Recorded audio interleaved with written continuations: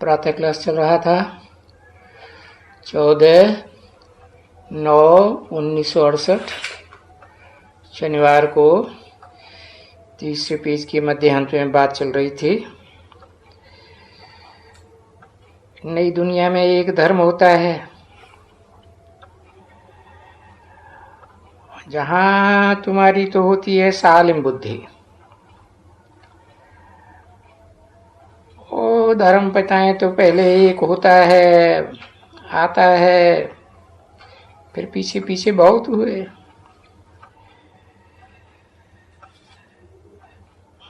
फिर एक धर्म से अनेक धर्म हो जाते हैं। बहुत नंबरवार आते रहते हैं मठपंथ संप्रदाय। अभी तो बाप आकर खुद समझाते हैं, बच्चे ये मनुष्य नहीं, वो तो बोलते हैं, ये अभी तो भगवान आएंगे, ये कलयुग पूरा होगा। उस कलयुग को 40,000 वर्ष होंगे। तो इसको फिर कहा जाता है घोर अंधियारा। तो पहले घोर अंधियारा, फिर घोर सोजरा। तो देखो घोर अंधियारे में जब कहा जाता है कि ज्ञान सूर्य प्रगटा घोर अंधियारे में, तो अज्ञान अधीर विनाश। अभी मनुष्यों में बहुत अज्ञान है, और जब बाप ज्ञान सूर्य आते हैं, इनको कहा जाता है ज्ञान का सागर। उनको ज्ञान का सूर्य भी कहते हैं। तो जब आए करके समझाते हैं, तुम्हारा ये जो अज्ञान है, ये भक्ति मार्ग का ज्ञान है। ये सब भक्ति मार्ग का ज्ञान मिट जाता है एकदम, और तुम याद करते करते करते प्योर बन जाते हो। तुम्हारी सारी विकारों की खाद निकल जाती है। इसको बाबा ने कहा ना योगाग्नि, और उसको कहा जाता है कामाग्नि।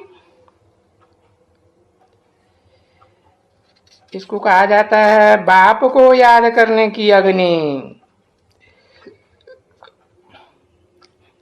देखो कितना अंतर है। वो काम की अग्नि काला बनाती है, और ये शिव बाबा की योग अग्नि गोरा बनाती है। इसलिए देखो पूरा कृष्ण का नाम यही रखा है, श्याम सुंदर। क्यों श्याम सुंदर नाम क्यों रखा है? अरे इसका अर्थ तो तुम बच्चे समझते हो, और तो दुनिया में कोई जानते नहीं है। बहुत तो मनुष्यों का नाम रख देते हैं श्याम सुंदर, जानते तो हैं नहीं कि जो भी शास्त्रों में जो भी नाम है वो काम के आधार पर है।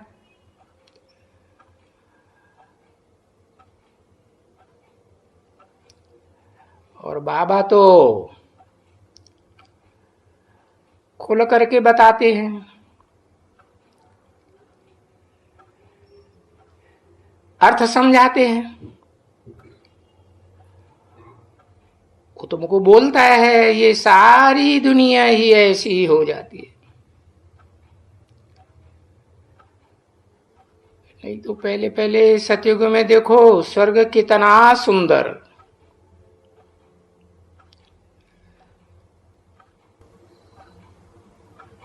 14/9/1968 की प्रातः क्लास का चौथा पेज। तीसरी लाइन। और ये स्वर्ग में ये आत्माएं है ना, जब शरीर लेते हैं तो कितना सुंदर शरीर लेते हैं, और वहां कितना धन दौलत, एवरीथिंग न्यू। जरूर वहां खाने वगैरह सब कुछ, धरनी भी नहीं। तो जो नई धरनी है सो पुरानी भी तो होती है ना। सात्विक धरनी है सो तामसी भी तो बनती है ना। और जब तामसी बनती है तो असल रूप में कलर आठी हो जाती है, और कलर आठी जमीन तो ऊसर है, बंजर है, उसमें तो कुछ अन्न भी बरोबर पैदा नहीं होता। पीछे देखो, कुछ नहीं पैदा होता है तो गटर मटर डालते रहते हैं जमीन में। तो बाप आकर के बहुत अच्छी तरह से समझाते हैं कि याद रखो, विनाश काले विपरीत बुद्धि। और ये विनाश आने का जरूर है, और ये विनाश की तैयारी खूब बनी हुई है। स्थापना के साथ साथ विनाश की तैयारी।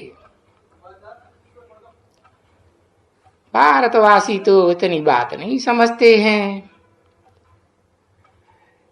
जितना वो विनाशकारी खुद समझते हैं कि हम ये घातक चीज बनाकर अपने कुल का ही विनाश कर रहे हैं।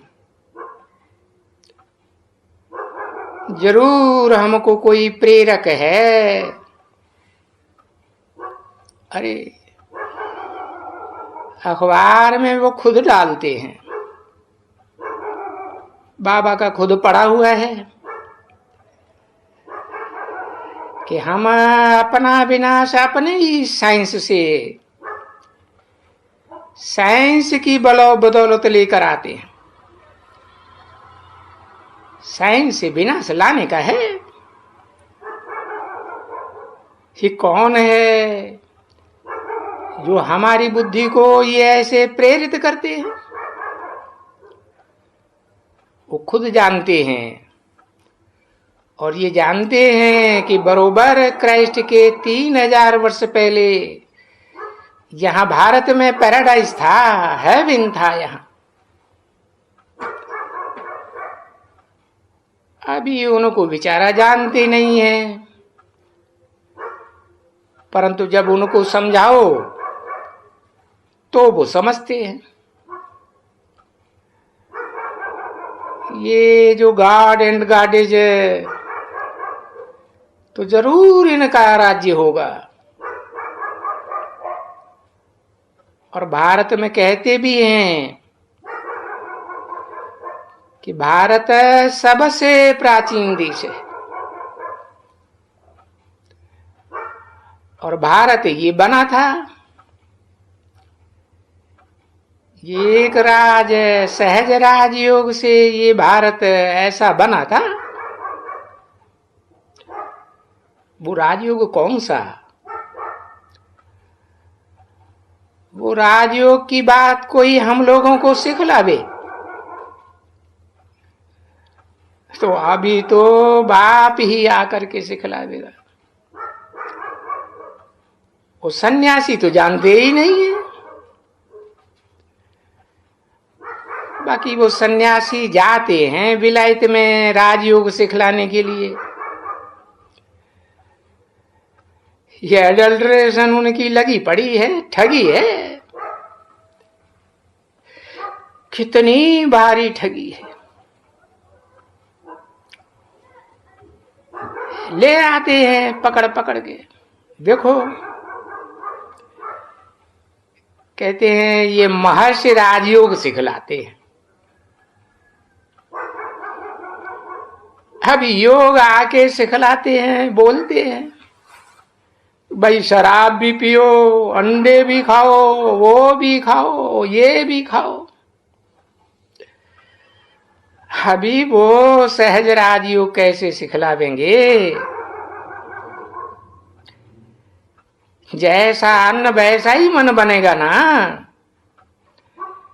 तो मन कंट्रोल कहां से होगा?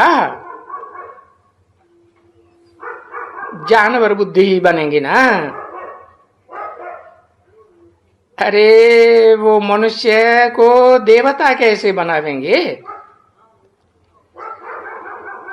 तो सब ठगी लगी हुई है। बस ये ठगी करते हैं ना, और बहुत ठगी करते हैं, तो इनका जन्म भी बहुत ही गंदा होता है। ये सन्यासियों में भी, अरे बच्ची, ये सन्यासियों में भी बहुत बीमार पड़ते हैं। बाबा ने बहुत देखे हैं अर्धंग वाले सन्यासी। अरे ये ऐसे मैट चैप्स बन जाते हैं और उनको पता ही नहीं पड़ता है। समझे ना कि कौन है? बाबा ने समझाया ना, ये मनुष्य तो बेचारे समझते हैं, कोई चरिये को देखेंगे ना, बोलेंगे अरे ये तो 7वीं भूमिका में पहुंचा हुआ है चरिये, यानी बाबा का देखा हुआ है। जब वो कहते थे, और हम तो बंदर खाते थे, क्या इनकी इस अवस्था को 7वीं अवस्था, 7वीं, 6ठी, 5वीं, ये क्या है अवस्थाएं? कुछ समझते नहीं थे, छोड़ देते थे बस। क्योंकि साधु संतों के पिछाड़ी तो फिरते थे ना, तो ऐसे ऐसे भी देखे, तो समझते हैं कि ये चरियों को एकदम, मैडचैप्स को भी भगवान कह देते हैं। अब ये सब हैं तो मैडचैप्स ना, अरे ये तमो प्रधान है, और सबको कह देते हैं कि सब में ईश्वर है। तो इतनी फिर मैड आत्माएं इतनी मैड बन जाती है, चरिया खरिया, जो अपन को खुद ही गालियां देती फिरती है। हम टिक्कर का भी जन्म लेंगे, ऐसे ही हुआ ना फिर। और फिर देखो 84 जन्म से भी पूरा नहीं पड़ता है ऐसे ऐसे कहने से, तो 84 लाख जन्म से भी पूरा नहीं पड़ता है। पीछे ठिक्कर भीतर में कह देते हैं। तो देखो कितनी गालियां देते हैं, हो फिर पापात्मा बन जाते हैं। बन जाते हैं ना बच्ची, सब पापात्मा। बाप ने समझाया है, ये जो बड़े बड़े सन्यासी हैं, जो ईश्वर को कुछ समझते ही नहीं, वो अपन को ईश्वर समझते हैं, वो हिरण्याकश्यप हैं। उनकी आखानी लिखी हुई है। वो भक्ति करते थे, तो उनसे बोला भक्ति नहीं करो, हमारी पूजा करो। फिर उनके पीछे युद्ध लगती है, और फिर वो ऐसे ही लिखा हुआ है, जो उनके ऊपर अत्याचार हुए ऐसे ऐसे करते हैं कि जिसने हमारे बाप को मारा है, क्या ऐसी कोई कथा है बहुत? हाँ, किसी ने कहा प्रहलाद की कथा। उसको मारा और मार ही गए। तो बाप बैठ करके ये समझाते हैं, ये आत्मा कितनी ऊंच और कितनी ऊंच देखो, पुनर्जन्म लेते लेते तमो प्रधान बन जाती है। किस आत्मा की बात बताई? अभी नाम लिया ना, प्रहलाद का। फिर क्या हालत हो जाती है, अभी देखते हो ना। अभी तो तुमको बताया ना, तभी तुम स्वर्ग स्थापना की सारी एक्टिविटी करते हो, फिर तो स्वर्ग ही होते हैं। फिर तो कुछ दूसरा होता ही नहीं है, और फिर वहां दूसरा कोई धर्म भी नहीं होता है जिसके लिए अभी तुम पुरुषार्थ करते हो। एक धर्म, एक राज्य। तो अभी पुरुषार्थ के लिए भी बच्चों को कहते हैं, बच्चों अभी विनाश तो होने का है। यहां तक जो पहुंच गए हैं, बाबा कहते हैं स्वर्ग में जरूर जाएंगे, ये पक्का समझें। क्योंकि बाप का सुना ना, शिव बाबा का सुना, थोड़ा भी जरा भी ज्ञान सुना तो स्वर्ग में आएंगे जरूर। 14/9/1968 की प्रातः क्लास का 5वां पेज, चौथी लाइन। आएंगे तो, पर जितना पढ़ेंगे और जितना बाप को याद करेंगे उतना ऊंच पद पाएंगे। तभी तो गाया जाता है ना, विनाश काले विपरीत बुद्धि विनश्यते, पद का विनाश हो जाता है। तो ये अभी विनाश का काल है और सबके लिए है। गाया जाता है विनाश काले प्रीति बुद्धि, और बिल्कुल प्रीति बुद्धि,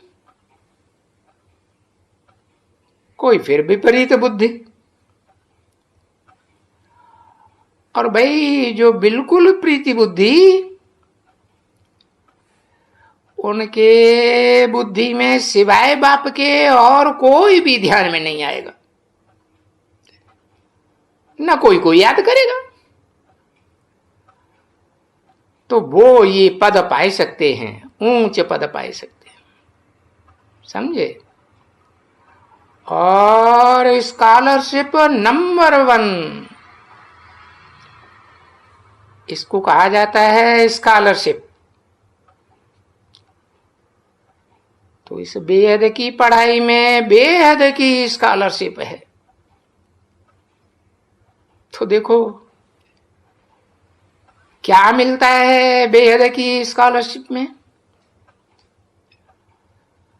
अभी मेहनत करनी चाहिए ना, रेस करनी चाहिए। इसको कहा जाता है रेस, कंपटीशन। क्योंकि ये ईश्वरीय लॉटरी है। किस बात की लॉटरी? किसी की लॉटरी? याद करने की लॉटरी। याद करने की, देवी गुण धारण करने की, और फिर जबकि राजा रानी बनना है तो प्रजा भी बनानी है। देखो ये भी प्रजा बनती है, और ये भी प्रजा बनाती है ना। ये भी बच्ची है जो थोड़ी थोड़ी प्रजा बनाती है। देखो ये कहते हैं कि ये बहुत थोड़ी प्रजा बनाती है, क्योंकि वो ताकत नहीं है इसलिए थोड़ी बनाती है। योग बल नहीं है, पूरा ज्ञान नहीं है, तो कोई तो जास्ती बनाती है।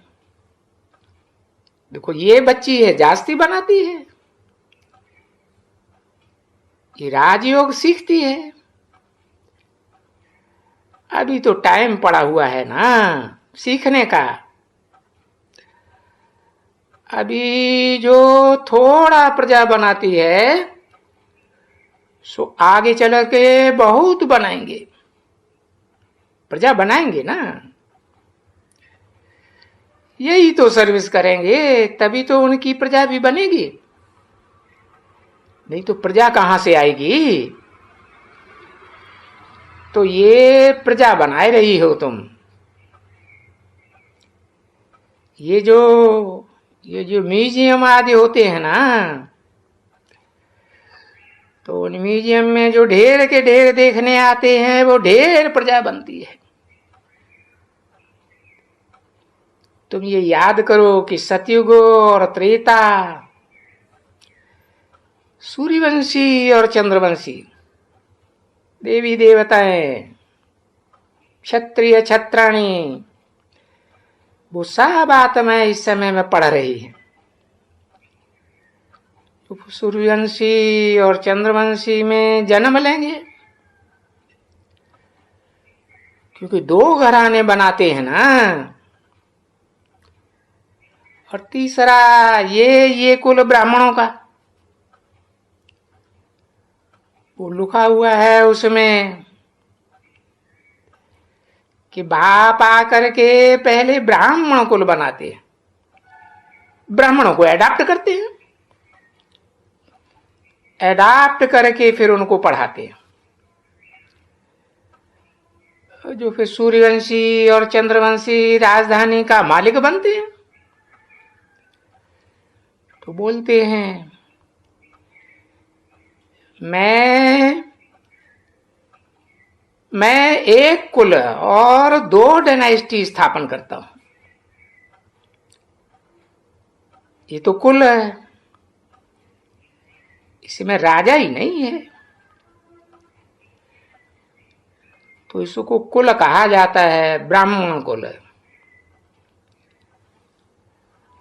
और फिर इनसे दो डायनेस्टी, सूर्यवंशी और चंद्रवंशी।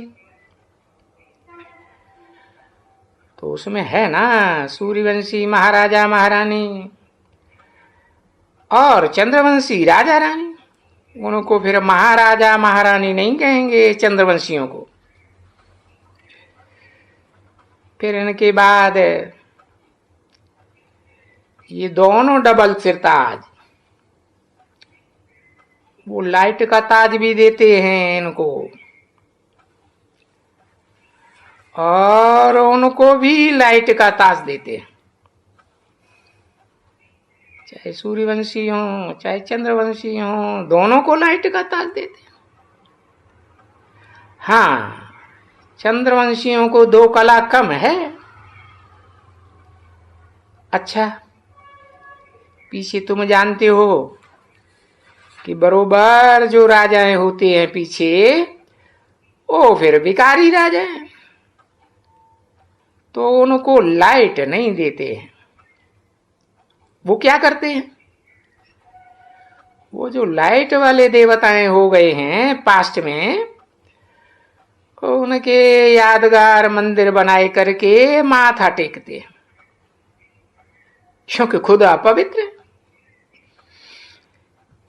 जो अपवित्र हैं वो पवित्र देवी देवताओं को माथा टेकते हैं। बाप ने समझाया था ना, ये जो कुमारियां जो होती हैं ना, कुमारियों को तो सभी पांव पड़ते हैं, माँ बाप भी पांव पड़ते हैं, और वो चावल और क्या खिलाते हैं उनको, हाँ, और वो सब उनको माथा टेकते हैं। तो है ये रिवाज बरोबर। भक्ति मार्ग में भी ये रिवाज चली आती है। अच्छा, वही देखो बाप समझाते हैं, शादी की बात, ससुर घर गए, फिर तो सबको माथा टेकना पड़ेगा। पवित्रता की बात खत्म, सबके माथा टेको, सबके पांव छुओ। कल पवित्र थी और आज क्या कहेंगे, आज अपवित्र हो गई। ओम शांति।